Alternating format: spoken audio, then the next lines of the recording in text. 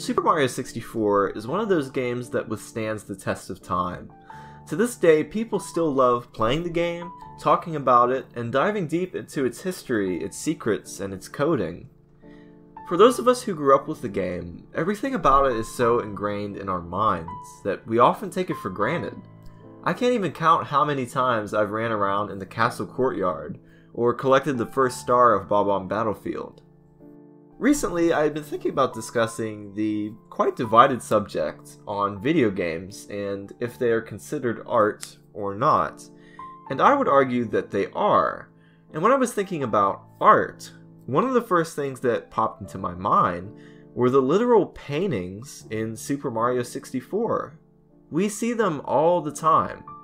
We even jump right into them. But how often do we actually stop to admire them as actual pieces of art? They are paintings after all. These are the paintings themselves, taken directly from the game's files.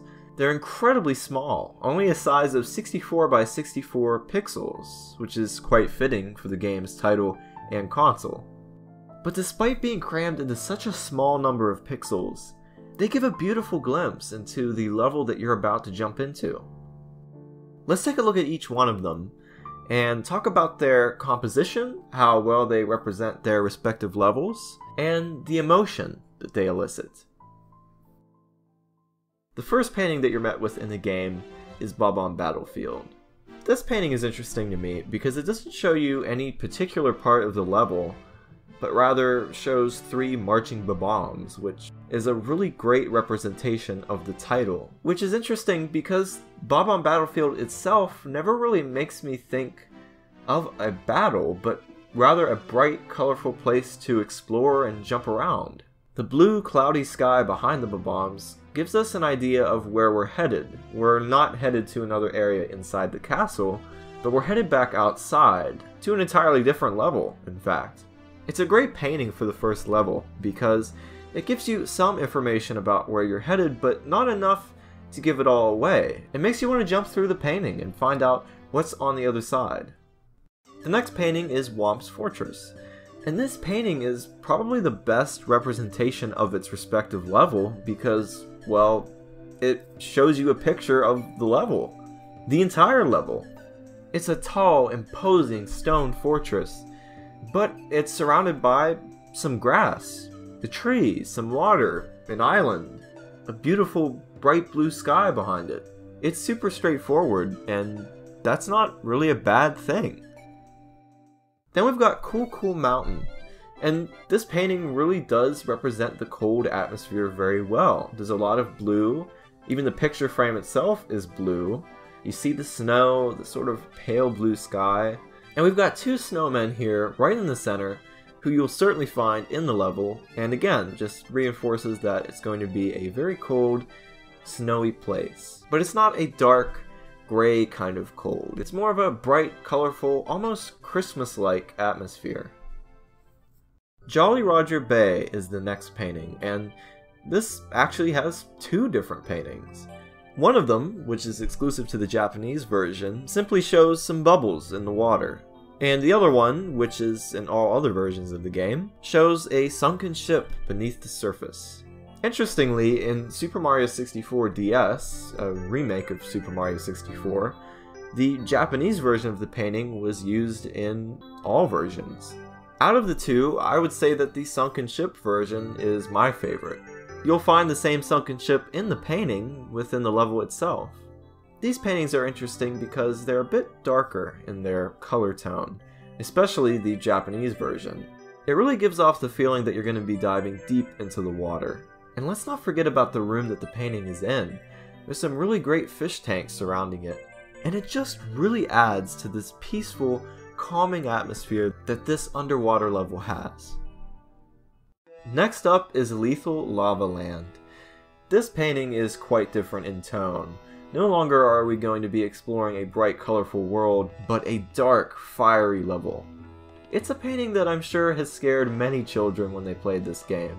Even the way that you first find it, by walking into this darker, creepier basement and going through a sort of maze of walls, and boom, you're greeted with this flaming evil face. Obviously, with the level being a lava level, this painting really well represents what the level is going to be all about, and its atmosphere and style. In my opinion, it's the creepiest painting out of all of these. This painting is Wet Dry World's painting, and again, similar to how Bob-omb Battlefield was, where it just showed one of the enemies in the level, this painting shows one of the prominent enemies in this level, the Skeeter enemies. I like how it represents the level through texture, with the shallow water and the bricks underneath. You definitely see a lot of that in Wet Dry World. And since we're talking about Wet Dry World, this level has been interesting to me because of its tone. It's kind of a sad and somewhat unsettling level. It gives off a very weird emotional vibe that seems to be common among a lot of people who've played this game. If you guys want to see a video about Wet Dry World and its strange, emotional aura and mysterious underwater village, let me know in the comments below. I'd love to talk about this level. Moving on, we've got Tata Mountain, which, similarly to Whomp's Fortress, just flat out shows you the level. Now, not all of the level, but a particular portion of it, and I think it's a great spot to pick. We got the tall mushroom platforms to jump across, and the, indeed, very tall mountain that you're going to be traversing. And here's the painting for Tiny Huge Island. The whole concept of this level is that depending on what painting you enter, you will either be on the tiny island or the huge island. And this painting represents that concept really well because we have, well, a tiny Goomba and a huge Goomba. And the paintings in the room are different sizes so that you'll know which one to jump into to go to that respective version. And the last main painting in the game is a bit of a sneaky trick. When you go through the first big star door, you're greeted with a long hallway and this painting of Princess Peach, the damsel in distress who we're going to save. I bet she's on the other side of the painting. All we've got to do is jump through the painting and our mission's complete. But as you approach the painting, your soul is crushed because the once beautiful painting of Peach turns into a hideous painting of Bowser.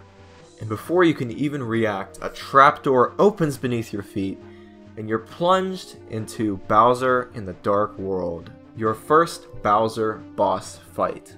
Unfortunately, your mission is far from complete. Those are the paintings from Super Mario 64. And now that we've looked at each of them, I have one final question. Who made these paintings? Well, while there's no specific credit in the staff credits of the game for paintings, the credits do give us a few clues as to who may have made these. Obviously, there are the course directors and designers who are responsible for making the iconic levels themselves, of which the paintings are supposed to represent. But to narrow it even further is hard to say. My guess that the staff responsible for the creation of these paintings were under CG illustrators and additional graphics. I believe it is them who we owe thanks for creating these special pieces of art that played an integral part in many of our childhoods. I want to give a special thanks to all of my patrons who made this video possible. And if you enjoyed this video, be sure to leave a like, and let me know in the comments if you'd like to see more video game essays and discussion videos. I'd love to talk more about this game and many others. Thank you so much for watching, and I'll see you in the next video.